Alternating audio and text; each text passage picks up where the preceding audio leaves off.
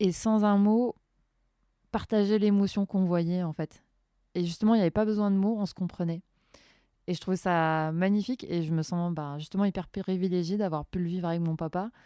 Et je dirais la même chose, c'est-à-dire que moi, je conseillerais à tout le monde de pouvoir faire ça avec ses parents, de partager des moments intenses parce que c'est des souvenirs indélébiles, ça vaut tout l'or du monde, quoi. Vous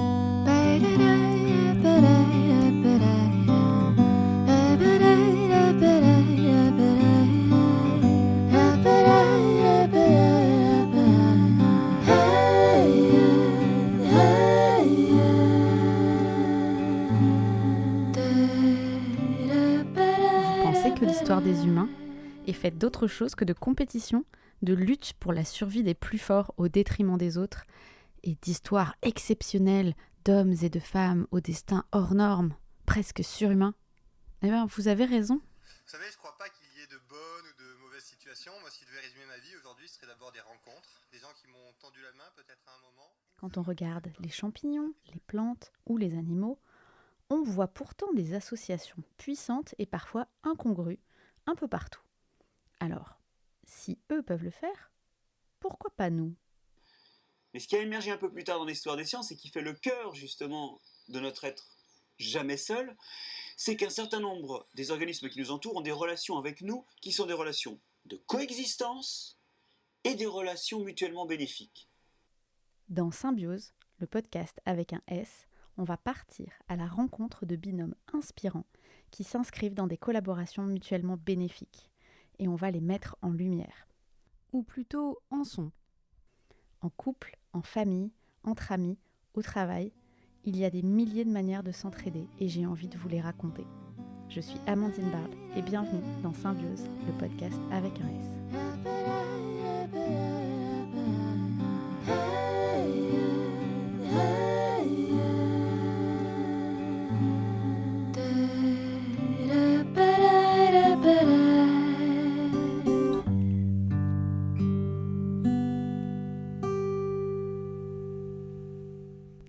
Avant de commencer cet épisode, je voudrais vous remercier pour l'accueil que vous avez réservé à l'épisode 1 sur Rémi et Marianne.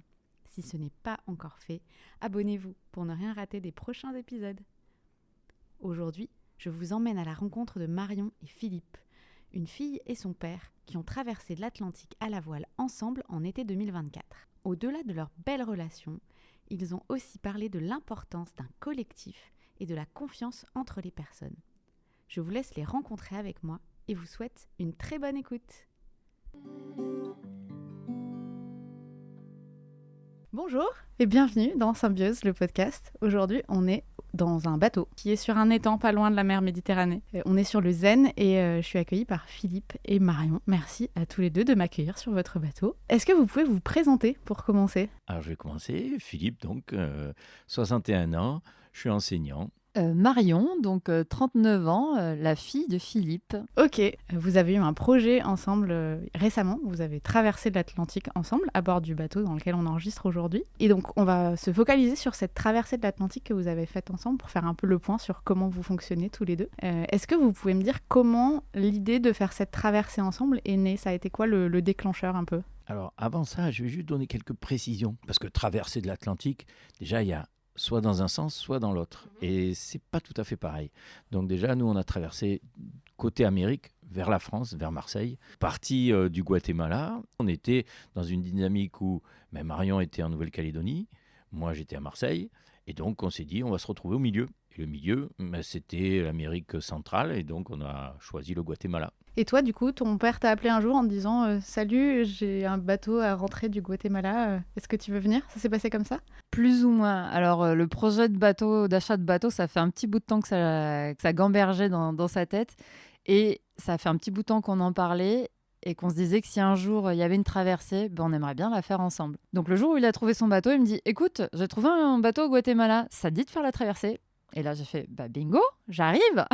Ok, et ça s'est fait en fait de façon assez évidente, quoi. Alors, on va dire le côté pratique d'acheter un bateau, peut-être pas si évident que ça. Parce que, petite précision, c'est que le bateau était au Guatemala où on parle espagnol. Et donc, C'était cool de pouvoir être ensemble parce que le capitaine ne parle pas espagnol. Si, ma caramba, et je parle espagnol. Et du coup, j'avoue que là, c'était cool pour moi de pouvoir me dire que je pouvais avoir une utilité. Parce que toi, tu parles espagnol du coup. Moi, je parle espagnol, mais par contre, j'ai moins de compétences, on va dire, de bricolage, etc. Donc là, c'était chouette. Ouais, il faut dire que Marion, elle parle l'espagnol, elle parle l'anglais très bien, etc. Et que, on va dire, je me débrouille comme je peux. Mais là, honnêtement, ça a été un côté très positif. Parce que pour faire tout ce qui est administratif au Guatemala, vaut mieux parler l'espagnol, ça aide beaucoup. Donc, et puis en tant que capitaine, j'ai la responsabilité de mon équipage. Donc voilà, là c'était une aide. Marion était focalisée là-dessus. Donc pour moi, ça m'a enlevé voilà, des difficultés. Je pouvais me concentrer sur autre chose. Du coup, question pas facile. C'est une traversée avec ton papa. Donc quelqu'un qui, sur une position, pas d'autorité, mais on va dire d'antériorité en tant qu'année et aussi d'éducation passée, quoi. Et c'était lui le capitaine en plus, donc on va dire double combo. Est-ce que toi, tu t'es senti à l'aise dans cet échange malgré tout, ou est-ce que tu étais un peu, on va dire, obligé de faire ce que ton papa te disait tout le temps? Je vais un peu les pieds dans le plat, mais c'est un peu le sujet du truc, quoi. La règle sur un bateau, c'est que c'est le capitaine qui a toujours raison. Ouais. Et le dernier mot vient au capitaine. Ouais. Donc, quel que soit le statut du capitaine, qu'il soit ton père, ton fils, ton mari, ou bref, c'est le capitaine qui décide ultérieurement. Donc là-dessus, ça a toujours été un point où on n'a jamais chipoté. Et au contraire, le fait que ce soit mon papa, moi, ça me rassurait de partir sur la traversée. C'est-à-dire que je connais mon papa, puisque j'ai déjà quand même fait pas mal d'aventures avec lui. Quand j'étais petite, on partait en camping-car, on a voyagé pas mal. Et moi, je me sentais en confiance. Et encore plus en confiance parce que c'était mon père avec qui je traversais, que si c'était un illustre inconnu, même si c'est un marin renommé. Je sais comment il réagit. Je sais comment il réagit quand il est stressé. Je savais aussi que c'était déjà une relation qui marchait bien. Donc, j'étais pas du tout inquiète. Et comme je disais, au contraire, le fait que ce soit mon père, moi, ça m'a donné toute confiance. Ouais, ça t'a apporté un sentiment de sécurité, quoi. Complètement. À l'identique, hein. Je rebondis là-dessus puisque je connais ma fille. Donc forcément, je sais comment elle réagit et je sais faire en fonction de comment elle est. Et pour moi, c'était un confort. Ça me rassurait aussi. Je la connais, donc je n'étais pas inquiet. Je sais comment... sur la mer, comment elle est, comment elle réagit face à certaines difficultés. Donc c'était déjà, je dirais, un petit plus dans notre relation vis-à-vis des autres équipiers. Ouais, ok. Parce qu'il y avait d'autres équipiers. On était 4 au total. C'est plus confortable pour traverser à 4 qu'à 2, forcément, pour les quarts. Et franchement, c'est le nombre idéal, en tout cas, pour faire une traversée, parce qu'on a mis des roulements en place. Et ça s'est super bien passé et tout le monde était bien content et pas fatigué, enfin vraiment bien. Comment vous fonctionnez tous les deux? Tout à l'heure, tu as parlé du fait que c'était le capitaine qui donnait les ordres sur le bateau et que quand le capitaine disait quelque chose, il avait le dernier mot. Ça, c'est la règle de tous les bateaux. Mais est-ce que vous aviez une manière ritualisée d'échanger? Je sais pas, moi, au petit-déj, vous répartissiez les tâches ou est-ce que c'est très spontané? Enfin voilà, comment elle marche? Comment a marché votre collaboration pendant cette traversée? Ça dépend directement du capitaine. Et moi, je suis en mode collégial. C'est-à-dire que je ne sais pas tout. Je ne suis pas du genre à dire, voilà, on va faire ça, on va faire ça, on va faire ça. Je pose la question face aux problèmes, face à des décisions. Je dis, vous en pensez quoi? Et en fonction des réponses, je vais décider si on fait ça ou ça ou ça. Je connaissais déjà aussi une autre équipière. Et après, on avait le 4e équipier que je ne connaissais pas, mais Marion le connaissait. Et franchement, ça a matché, quoi. Enfin, chacun a apporté ses compétences. Et au final, sur les 4 équipiers, on était hyper complémentaires. Le seul petit défaut qu'il y a eu, c'est que j'ai pas fait de cuisine, mais j'avais 3 cuisiniers. Donc il a fallu calmer le jeu parce que tout le monde y allait de sa main. Là. Et au début, on croulait sous les repas.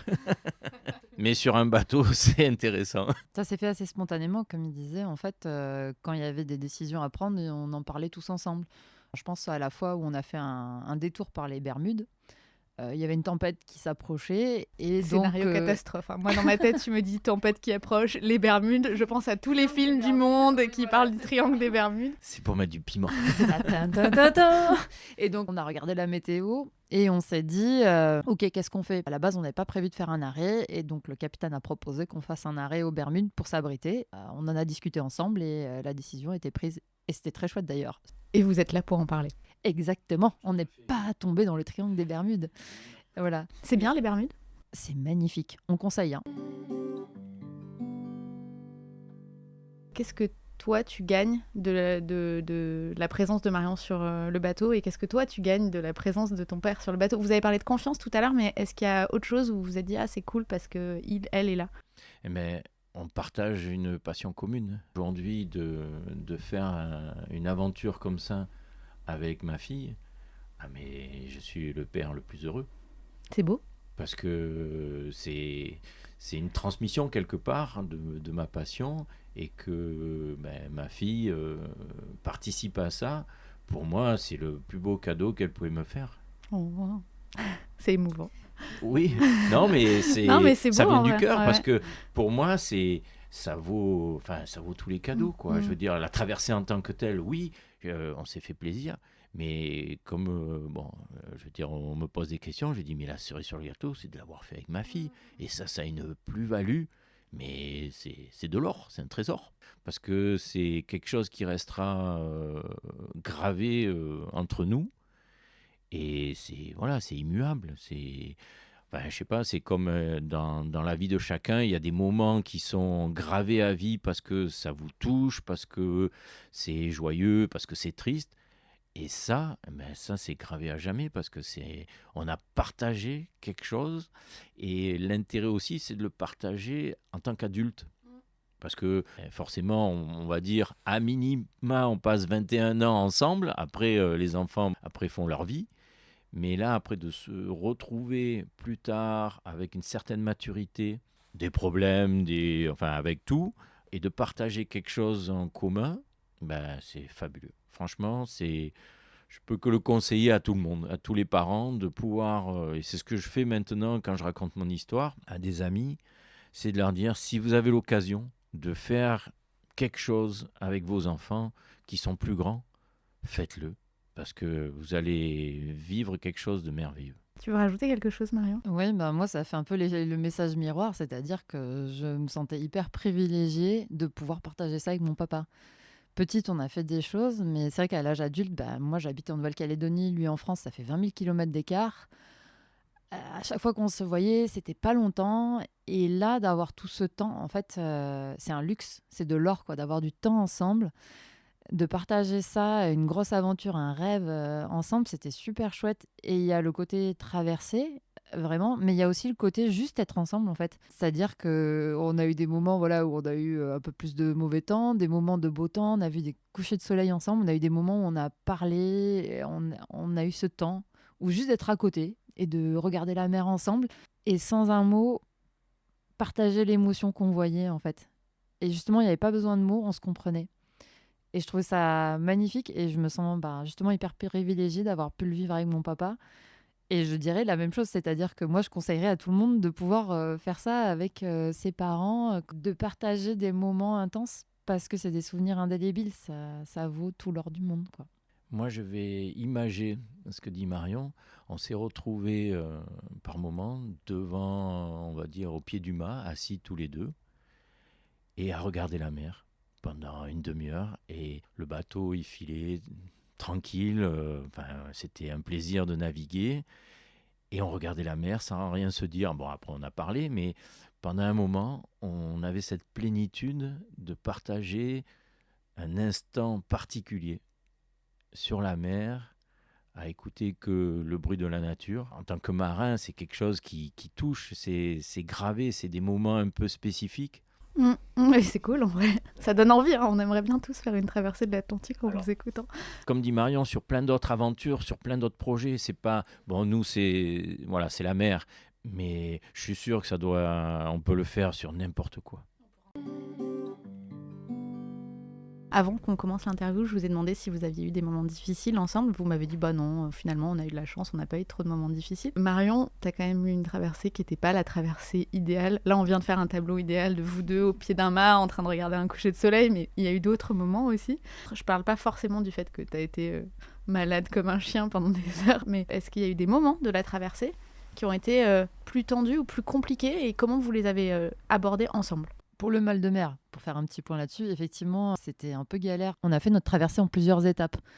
Et la première traversée qui allait du Guatemala aux Bahamas et qui a duré 10 jours, c'était avec vent de face, mer de face. J'étais pas en grande forme, mais j'étais contente de pouvoir quand même me lever pour participer aux manœuvres. Je dirais qu'on l'a vécu en groupe, en équipage. C'est-à-dire que du coup, l'équipage m'a laissé me reposer plus que d'autres, c'est-à-dire que j'ai pas forcément fait la cuisine à ce moment-là, mais par contre quand il fallait être là, j'étais là pour les quarts, j'étais là pour les manœuvres importantes, et voilà.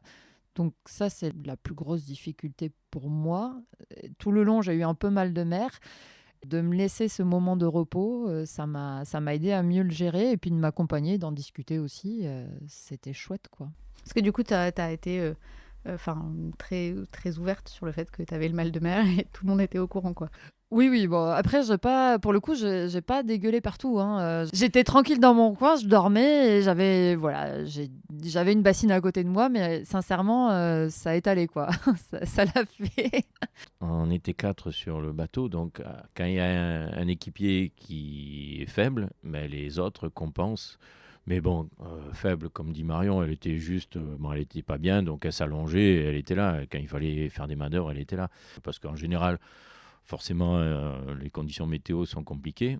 Ben là, Marion était là, quoi. Et toi, en tant que capitaine, est-ce que tu as eu des moments un peu plus compliqués dans cette traversée ?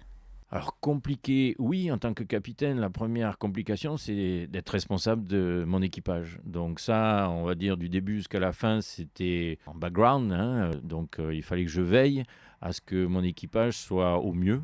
Bon, les conditions météo n'étaient pas terribles. Je me suis dit, bon, voilà, j'ai pris la décision de m'arrêter. J'ai dit, ça va faire du bien à tout le monde, va se poser. Même moi, hein, je reconnais aussi... je ne suis pas un Superman. Donc voilà, on a pris 3-4 jours. Ça nous a fait du bien. Bon, tant pis, j'ai perdu un peu de temps, mais c'est pas grave. Vous avez une contrainte de temps, du coup, sur la traversée ? Moi, oui, parce que je ne suis pas à la retraite, n'est-ce pas ? J'ai un métier. Donc moi, en effet, j'avais eu la chance que mon employeur accepte de me libérer 2 mois. D'accord. Ah oui, donc tu avais vraiment une contrainte de temps. Ah ouais, bon, j'ai mis 2 mois et demi, hein, donc heureusement j'avais un peu prévu. Pour revenir à la question, c'est aussi, pour moi c'était important, c'est-à-dire que je ne voulais pas partir tant que le bateau n'avait pas atteint un niveau de sécurité qui est très élevé chez moi. Donc il fallait que voilà, j'arrive à ce niveau-là pour dire je largue les amarres et on y va. Donc ça c'était une contrainte. Au Guatemala, c'est pas simple, d'où Marion qui parle espagnol et anglais, ça a bien aidé sur pas mal de sujets. Et puis les autres coéquipiers aussi qui ont bien œuvré, on va dire, dans la mise en œuvre du bateau pour qu'à un moment donné, j'ai dit c'est bon, là, on peut y aller. Bon, je ne pourrais pas raconter pendant des heures toutes les surprises qu'on a eues après parce que le bateau, je venais de l'acheter. Donc, je ne le connaissais pas tant que ça. Donc, il nous est arrivé plein de petites pannes comme ça. Qu'on a pu réparer au fur et à mesure ou temporiser pour qu'on puisse continuer en toute sécurité. On a parlé de difficultés. Alors cette année, ça a été allé, mais en fait, ce qu'il faut savoir, c'est qu'on devait partir l'année dernière déjà. Et donc, en fait, on a eu une grosse difficulté, c'est-à-dire que l'année dernière, on était prêt à y aller. On n'était pas exactement avec le même équipage, mais déjà, en termes de sécurité, on n'avait pas tout. Et donc, le capitaine, mais ensemble, on a pris la décision de reporter la Transat à 1 an. Ce qui n'est pas une mince décision sur plein de plans, hein. Le côté financier d'abord, parce que du coup, ça veut dire garder le bateau pendant 1 an au Guatemala. Donc, tu as acheté le bateau en 2023 et vous avez fait la traversée en 2024. C'est ça. Ouais. En fait, pour être un peu plus précis, l'équipier qui était avec moi était beaucoup plus âgé. Et il y avait un gros problème médical. Il a fallu l'opérer au Guatemala et du coup... Ah oui, ok. Du coup, il est rentré chez lui, on l'a remis dans l'avion. Et avec Marion, on avait commencé à passer 15 jours ensemble sur le bateau, tous les deux. Déjà, du coup, en 2023, ok. Voilà. Ce qui nous a permis de connaître un peu mieux le bateau et découvrir pas mal de choses. En fait, ça nous a permis de connaître le bateau, mais même de voir, nous deux, dans la difficulté, ce que ça donnait. Parce qu'en fait, on s'est retrouvés d'abord à devoir gérer au départ le bateau qu'on ne connaissait pas, puis le problème médical de l'équipier, puis finalement de se retrouver à 2 alors qu'on devait être à 3 pour tester le bateau sur l'eau. Et on a vu que ça fonctionnait bien. Donc ça nous a donné déjà un avant-goût en fait. Quelque part, ça fait que l'année suivante, on était hyper confiants sur le fait de repartir ensemble parce on avait déjà vu ce que c'était et on s'était déjà connus dans des moments de gros stress sur ce projet-là, quoi. Comment il fonctionne ton père quand il est en stress ? Il dit pas grand-chose. Et Marion, quand elle est stressée, elle fonctionne comment? Ouais, elle n'en dit pas plus. On, Tel père, telle fille. on se ressemble pas mal sur ça. Et c'est pour ça que je pense qu'on comprend. Voilà. Et quand on sent l'énervement, le machin, l'avantage, c'est qu'on sait se laisser de l'espace, je Ok. pense aussi. Oui, je suis un peu du genre, comme tous les hommes, à intérioriser un peu les trucs, à me les garder et à ruminer à l'intérieur. Donc, elle me détend. Elle me dit non, mais moi, relâche un peu, t'inquiète, etc. Et c'est vrai que, venant de ma fille, ça me fait baisser la pression. Et après, moi, je me contrôle en disant bon, c'est pas grave, on trouvera une solution, il y a toujours une solution et on verra ça demain. Voilà. Ce que je disais, c'était un peu ça aussi, c'est-à-dire que presque on n'avait pas besoin de parler. Quand il fallait faire quelque chose, on se comprenait, c'était des automatismes sans discuter, quoi. Et en fait, on a fonctionné comme ça, sans contrainte. C'était presque naturel, ça venait naturellement. C'est vrai qu'on a passé 15 jours fabuleux parce que, voilà, on a découvert que ça matchait très bien entre nous sur un bateau, parce qu'un bateau, c'est quand même un milieu clos. Si on n'est pas d'accord, on se dit les choses, on réfléchit, puis on trouve la bonne solution qui convient à tout le monde. Ton papa, il a parlé du fait que quand il était pas bien, parfois t'arrivais à le détendre. Et toi, quand t'es pas bien, est-ce que ton père, il arrive à te détendre du coup? Oui, carrément. Parce que pour le coup, il sait avoir des paroles hyper rassurantes ou dire ce qu'il faut au bon moment. Et laisser voilà, être à l'écoute ou dire bon, bah ok, c'est pas grave, ça va le faire, je comprends. Et tout de suite, il y a un côté très rassurant et j'arrive à me détendre et me dire ok, si mon papa il l'a dit, ça va le faire, quoi. Donc ça marche vraiment dans les deux sens et c'est ça qui est très chouette, quoi. C'est une histoire de confiance. Confiance avec ma fille Marion, mais après aussi, en tant que capitaine, confiance à l'équipage. Parce que quand on fait des quarts, en gros, Tu leur laisses le bateau. Voilà, c'est eux qui gèrent le bateau, donc il faut que j'ai confiance. Après, on était quand même tous à l'écoute du bateau. C'est-à-dire que les jours où c'était plus baston, le capitaine se levait quand même pour voir s'il y avait quelque chose. Et même les équipiers, c'est-à-dire des fois, on se levait pour se dire est-ce que l'autre équipier a besoin d'un coup de main. Et c'est pas par manque de confiance de l'équipage, c'est plus parce que on sentait que ça bougeait un peu trop et que peut-être s'il y avait besoin d'une manœuvre, on n'était pas trop de deux pour la faire, quoi. Quand vous parlez de baston, est-ce que pour les gens qui n'ont jamais pris le bateau, vous pouvez décrire un peu de quoi on parle? On n'a pas eu de grosses tempêtes, parce que j'avais calculé de faire la traversée dans la période la plus favorable. La plus grosse tempête qu'on a eue, c'est un peu comme on voit à la télé, et qui me faisait un peu rêver. C'est des grosses houles, des grosses vagues elle devait faire bien 5-6 mètres, dans lequel le bateau disparaît, plus le vent. Et là, c'est impressionnant, quoi. Le bateau file vite, il faisait du 9 nœuds. Et j'avoue qu'au début, j'étais pas rassuré. Donc voilà, on était un peu tous en veille.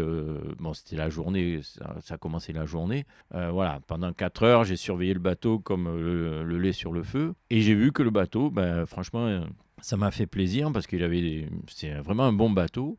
Et du coup, il se laissait porter comme un bouchon, en fait. Mais un bouchon qui garde son cap. Et donc, j'étais rassuré, tout le monde était rassuré. Donc, on s'est détendu. En tout cas, moi, je me suis détendu parce que j'avais confiance. Encore une fois, on peut avoir confiance aux personnes, mais il faut avoir confiance au bateau. Alors, si je peux préciser, pour la baston, là, c'est aussi d'apprendre à connaître les bruits du bateau. Et c'est vrai que c'est pas du tout la même chose à l'extérieur qu'à l'intérieur. À l'intérieur, il y a un bruit de machine à laver où on a l'impression des fois que le bateau va se casser. Et c'est vrai que s'habituer à ça et de se dire ok, ça c'est le bruit normal du bateau quand ça bouge, c'est pas évident. Et pendant les quarts, c'est qu'effectivement quand ça bougeait trop, souvent il y avait une deuxième personne qui dormait pas loin du premier. Au lieu de dormir dans sa cabine, qui dormait dans le carré au cas où il y ait besoin d'intervenir. Le carré, c'est là où on enregistre, là, c'est ici? C'est exactement là où on est en fait. Oui, en fait, le bateau, c'est un peu un personnage, un cinquième personnage de la traversée, quoi. Alors, je dirais, pour pas l'oublier, qu'il y avait aussi un 5e équipier à terre. Une 5e équipière à terre qui nous a vraiment aidés sur la partie sécurité. Et météo. Il faut toujours quelqu'un à terre qui va conseiller, parce que dans la traversée, on va dire, j'ai pas encore gagné au loto, donc pour être connecté à Internet en permanence, j'ai pas. Donc j'avais un moyen de communication pour ce qu'on appelle récupérer les fichiers météo, mais c'était dans une zone restreinte. J'avais pas une vision globale de l'Atlantique. savoir s'il allait nous arriver une tempête ou quoi que ce soit. Et donc, la 5e personne qui était à terre, elle avait Internet, donc elle avait une vision globale de la météo. Et c'est elle qui nous a dit, ça serait bien de s'arrêter aux Bermudes parce qu'il y en a un qui vous déboule dessus et au moins vous laissez passer. J'aime bien ce 6e équipier du coup, parce que je compte le Zen comme 5e équipier. Après, il y en a même eu 7 si on compte Allez, notre, on ancien, rajoute. notre ancien équipier de l'année d'avant, donc il n'est pas revenu avec nous, mais a aussi joué un rôle à terre en donnant ses conseils de marin avisé. Donc on était entouré à la fois, donc il y a l'équipage sur le bateau, mais il y a aussi, on va dire, l'équipage à terre qui est là et qui nous soutient scientifiquement et moralement. Donc ça, c'est chouette aussi. Ouais, c'est une histoire d'équipe au final, vraiment. Oui. Ah oui, c'est une team. Mm. Tout à fait. On va arriver presque à la fin de l'interview déjà. Est-ce que tu pourrais dire la plus grande qualité de Marion selon toi ? Il y en a plusieurs. Donc déjà, c'est qu'elle est à l'écoute de l'environnement, déjà. Elle est à l'écoute des personnes. Marion est quelqu'un de très sensible, donc elle va avoir des postures pour éviter le conflit. Parce que forcément, au bout d'un moment, il y a toujours un moment donné, dans l'équipage, ça commence à grogner pour des petites bricoles, de rien, mais parce que au bout de, on va dire, d'un mois de vie dans un milieu restreint, forcément, il y a des petites tensions. Donc après, moi, c'est là le rôle du capitaine, de baisser les tensions, de calmer tout le monde. Et Marion, voilà, elle a cette qualité aussi de ne pas, on va dire, mettre de l'huile sur le feu, au contraire, de mettre de l'eau sur le feu pour calmer, pour pas avoir de conflit pendant la traversée. Et pour moi, là même, je déborde. Ce que j'aime avec ma fille, c'est qu'elle est libre. Elle est libre sur beaucoup de points. Et aujourd'hui, la liberté, pour moi, c'est très, très, très important. C'est très beau comme message. Que d'émotions. Vas-y, renvoie la balle d'émotion à ton papa. J'arrive pas à trouver les mots, mais ce que je veux dire, c'est que justement, c'est aussi quelqu'un qui est très à l'écoute et qui va faire en sorte que les choses se passent bien et qui est très rassurant et qui va faire ressortir le positif de chaque chose. Comme un appareil photo, en fait, il va développer le positif chez chaque personne. Il va faire vibrer ça. Chez chaque personne, il va être capable de déceler la qualité de la personne et de la mettre en avant et de la faire avancer avec cette qualité-là. Et donc, par exemple, effectivement, on était un équipage avec des personnes de tempéraments différents, de qualités différentes. Et il a été capable de mettre en avant ça. Et c'est pas que dans l'équipage, c'est de manière générale dans la vie. Et je pense que ça, c'est une de ses plus belles qualités. Et toi, t'as appris quelque chose sur toi pendant cette traversée avec ton papa ? Moi, j'ai lâché beaucoup d'émotions pendant cette traversée. J'ai eu pas mal de tempêtes émotionnelles avant dans ma vie. Et là, d'être dans l'océan, ça m'a permis de lâcher ces émotions et je me suis sentie aussi très accompagnée par mon papa dans cette étape de vie, en fait. Il y avait le mal de mer, mais il y avait un autre mal pour moi interne. Et de faire cette traversée, ça a permis de lâcher des choses et d'avancer, en fait. C'était une belle aventure et j'étais contente qu'on la fasse ensemble. Est-ce que tu as appris quelque chose sur toi en traversant l'Atlantique avec ta fille ? Oui, j'ai envie de repartir. Je confirme, je plus sois. Tu pensais pas avoir envie de repartir avant ? Non. Parce Ah ouais ? que je suis peut-être un marin particulier, c'est-à-dire j'aime la mer, mais j'aime la terre aussi. Et là, d'avoir fait une traversée, c'est vrai que je m'étais dit, je vais naviguer en Méditerranée, c'est déjà pas mal, il y a beaucoup de choses à faire. Mais là, on a découvert les Bermudes, après même les Açores, etc. C'était pas mal. Et voilà, ça a donné un peu le goût de l'aventure, d'aller repartir et de revoir un peu d'autres pays avec plus de temps. Donc, j'attendrai peut-être la retraite. Mais ça m'a un peu titillé là-dessus, sur ce domaine-là. Ok, ça te surprend toi que ton père dise ça ou pas ?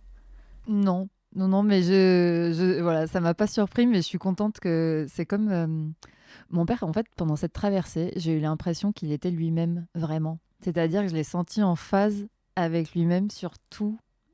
Voilà, c'est comme si ça a révélé l'intérieur de lui. Quand on est dans la vie quotidienne, on a aussi à gérer le boulot, plein de choses, et du coup, c'est pas toujours évident. Et là, je l'ai senti vraiment en vibration, à sa place, au bon endroit. Donc ça m'a fait plaisir de le voir comme ça, et ça me surprend absolument pas que ça vibre pour d'autres aventures. Et je suis sûre qu'il y en aura. Moi, je caractérise ce qu'elle vient de dire par sur Terre, dans la vie, on fait des concessions. On doit faire des concessions. Là, il n'y avait pas de concessions à faire. Face à l'océan, on ne peut pas faire de concessions. En fait, dans la vraie vie, enfin dans la vie quotidienne, sociale, on est obligé de faire des concessions. L'océan, il n'autorise pas ça. On est obligé d'être, c'est brut, d'être soi-même en fait. C'est, je sais pas, c'est très révélateur. On peut pas faire semblant en fait face à l'océan. C'est ça que je veux dire. Qu'est-ce que tu dirais au Philippe d'avant la traversée ? Fonce. Ok. Et toi, Marion, qu'est-ce que tu dirais à la Marion d'avant la traversée ? À peu près la même chose. Vas-y, quoi. Vas-y, go, go, go. Ok. Je ferai une référence à un chanteur que tout le monde doit connaître, Oz. Redonne à ta vie sa vraie valeur. Oh, waouh, ok, je l'avais pas, j'ai mis un moment à l'avoir, merci de l'avoir chanté. Et ben on arrive à la fin de l'émission et du coup à ce que moi j'appelle le passage de relais. On est sur un podcast où on parle de collaboration entre humains sous toutes ses formes. Est-ce que aujourd'hui vous avez envie de citer des gens qui pourraient passer dans le podcast à l'avenir ? Là, on a fait cette traversée ensemble avec mon papa. Donc c'est le 2e bateau qu'il achète. Et le premier bateau qu'il a acheté, c'est un catamaran qu'il a ramené de Brest. Et il a fait le canal du Midi. Et cette fois-là, c'est ma petite sœur qui a été avec lui et qui a été une super collaboratrice. Moi, j'étais pas là et je trouve ça chouette. Alors, c'est pas du futur, c'est du passé, mais ils ont eu cette collaboration très forte. Elle a joué un rôle très important, ma sœur, dans ce premier bateau. Moi, je suis là dans le 2e et c'est très chouette. Et peut-être, qui sait, un jour, elle reviendra ou ses enfants seront là. En tout cas, il y a quelque chose qui se passe, quoi. Et du coup, on aura peut-être un épisode 2 avec... comment s'appelle ta sœur ? Sandy. Avec du coup Philippe et Sandy pour la prochaine fois. Je ne demande que ça. Merci beaucoup pour tout le temps que vous m'avez accordé, pour l'accueil que vous m'avez fait sur ce beau bateau aujourd'hui. Merci à toi. Merci.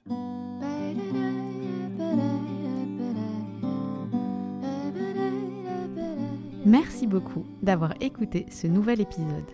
J'espère qu'il vous a plu. Pour l'accompagner, je vous propose 2 recommandations. La première, c'est le livre de Bernard Moitessier qui s'appelle « Cap Horn à la voile ». Bernard commence le livre avec seulement quelques dollars en poche et les habits qu'il a sur son dos suite à un naufrage. Au cours du livre, il va rencontrer sa femme Françoise et construire un bateau avec lequel ils passeront tous les deux le Cap Horn à la voile sans escale, un exploit inédit au XXe siècle. C'est parfaitement dépaysant, tout en restant ancré dans les réalités, et selon moi, ça accompagne très bien la traversée de Marion et Philippe. La deuxième recommandation, c'est le morceau « Oz » de Yannick Noah, que Marion et Philippe ont cité dans l'épisode.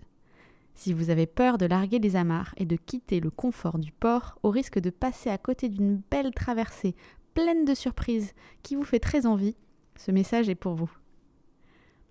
Symbiose est un podcast autoproduit et gratuit.